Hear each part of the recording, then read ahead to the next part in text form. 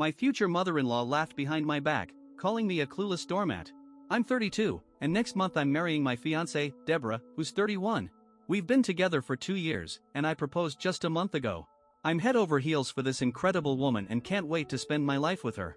We come from totally different worlds. I grew up in a working-class family, the middle kid of 3. My parents worked their butts off, living paycheck to paycheck.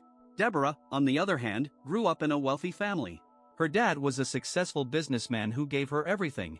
She was surrounded by rich friends throwing lavish parties. I worked hard to get into college and landed a job at a prestigious company. My parents were proud I made it without ever asking them for money. I met Deborah at a mutual friends party. Despite our different backgrounds, we clicked instantly. We started dating, got to know each other, and fell deeper in love every day. When things got serious, Deborah invited me to a family dinner to meet her parents, her dad, John, a successful businessman, and her mom, Maggie, a stay-at-home wife. John seemed to respect my hustle, but Maggie? She clearly didn't like me. It was obvious she looked down on my working-class roots and thought I wasn't good enough for her daughter. Her disapproval stung. She'd interrupt me mid-sentence, and her icy glares said more than words. It made things awkward. Meanwhile, my family welcomed Deborah with open arms. My parents loved her, and my siblings adored her, joking she still had time to escape me. Seeing my family embrace her warmed my heart. I tried to win Maggie over, hoping she'd warm up to me, but our relationship stayed tense. I could tell she still disapproved, but Deborah and I focused on building our own world of love, understanding, and shared dreams. We hoped Maggie would come around. A year ago, John passed away suddenly from a heart attack. He left a sizable estate, but unexpected debts forced Maggie to sell their house and cars to settle them. With nowhere to go, she moved in with us 6 months ago. I was okay with it, she'd just lost her husband, and I wanted to support her. I tried to make her comfortable, but Maggie constantly complained about our house. For context, Deborah and I live modestly, and I often cook or clean. Maggie hated that, making snide remarks like, "Men don't belong in the kitchen" or "real men don't do chores." I brushed it off at first, but her comments got more hurtful over time. I talked to Deborah, and she agreed her mom's behavior was toxic and hostile. Now, to the incident. I recently got a big promotion at work and wanted to celebrate with a blowout party for family and friends. Maggie invited some of her rich friends she hadn't seen since John's death. Deborah handled the planning, and our house looked amazing. As guests arrived, Maggie seemed to enjoy catching up with her friends. Deborah and I were busy hosting, but as the party heated up, Maggie's behavior soured. She'd been drinking all day and started making rude comments, bragging to her friends about how expensive everything in our house was: jewelry, food, you name it. It was cringeworthy, and some guests looked uncomfortable. Deborah and I exchanged worried glances but tried to keep the peace. When we ran out of wine, I dashed to the store. When I got back, I saw Deborah outside chatting with relatives. I handed out drinks and went inside to check on things. That's when I heard Maggie's loud laughter from another room. I was about to walk in when I overheard her talking about my promotion. She bragged that she'd been living with us rent-free for months because I'm naive. She laughed, saying she'd scored a pushover son-in-law and that I'd been footing her bills while she lived in my house for free. Her words cut deep. I was stunned. Then she added that since Deborah was marrying me, she was set for life. My emotions were a mess: anger, hurt, betrayal. I couldn't believe someone I'd supported would say this. As I stood in the hallway, debating whether to confront her, Maggie told her friends that since I'm from a low-income family, I'd keep working hard to support her forever. That was it.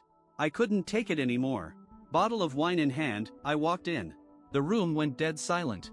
Maggie's laughter stopped, and her face shifted from surprise to panic, realizing I might have hurt her. I poured wine for everyone, set the bottle down, and turned to her. "Maggie, I couldn't help but overhear your chat with your friends. I've been standing here for 5 minutes, listening to you laugh about using my naivety. I welcomed you into my home and supported you after you lost your husband. But mocking me in front of our family and friends? That's unacceptable." The room was tense. Maggie looked stunned by my bluntness, and her friends squirmed awkwardly. Just then, Deborah walked in, confused. I explained what her mom said, and Deborah's eyes widened in shock. Maggie's face went from shock to embarrassment. I wasn't done. I told Maggie she had to leave my house immediately. Her eyes bulged, and she protested, saying she had nowhere to go. Deborah stayed quiet, processing how humiliated I felt. I stood firm, saying I wouldn't let my future mother-in-law live with us anymore. I suggested she stay with one of her rich friends who just laughed at me. Maggie glanced around, but her friends avoided eye contact. I couldn't help but smirk. My patience was gone. Deborah finally spoke, her voice full of disappointment. "Mom, your behavior tonight put us in an awful spot. We've always supported you, but treating my fiancé like this is unacceptable.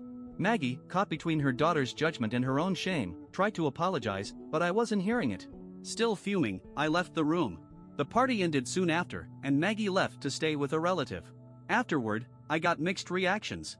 Most guests supported me for standing up for myself, but some of Deborah's relatives said I was wrong to call Maggie out publicly. My parents, who were at the party, had my back 100%. This caused a rift between our families, and the mixed opinions only added tension. So, I'm here to ask, was I wrong for confronting my future mother-in-law in front of everyone after hearing her mock me and making it clear I won't let her mooch off me anymore? Drop your thoughts in the comments, and let's get to the updates. Update 1, thanks for all your feedback on my last post. Many of you said this was a red flag about the family I'm marrying into and suggested a prenup with Deborah, something I hadn't considered but now take seriously. That night, after the party, Deborah and I talked for hours. She's fully on my side, but my trust is shaken not in her, but in her family and how easily they could manipulate me. Some of you pointed out Maggie's snide comments over the months were emotional abuse, and I'm starting to see that. I don't want her in my life anymore. 2 days after Maggie left, she called Deborah, who didn't pick up. Then Maggie sent me a nasty message, Adam, happy now that you've turned my daughter against me? I lost my husband, and now I'm losing her because of you. Sure, I used you, but isn't that what sons-in-law do, cover their mother-in-law's expenses? You could have bought me a new house when I lost mine, but instead you made me live with you. You've got enough money to support my daughter, so taking care of me shouldn't be a problem. Her message infuriated me. She showed zero remorse for mocking me. I showed it to Deborah, who promised to handle it and told me to block Maggie's number. What's next? I'm not sure, but I'm emotionally drained. Maggie's baseless hostility and entitled expectations are wearing me down. Update 2, Deborah reached out to Maggie and laid it out. She crossed a line. Deborah offered to help her find housing but made it clear living with us wasn't an option. Maggie's reaction swung from anger to begging, blaming me for destroying their family and causing her more pain after John's death. Thankfully, I'd blocked her, so she couldn't contact me directly. As our wedding neared, I shared my fears with Deborah, and she was amazingly understanding.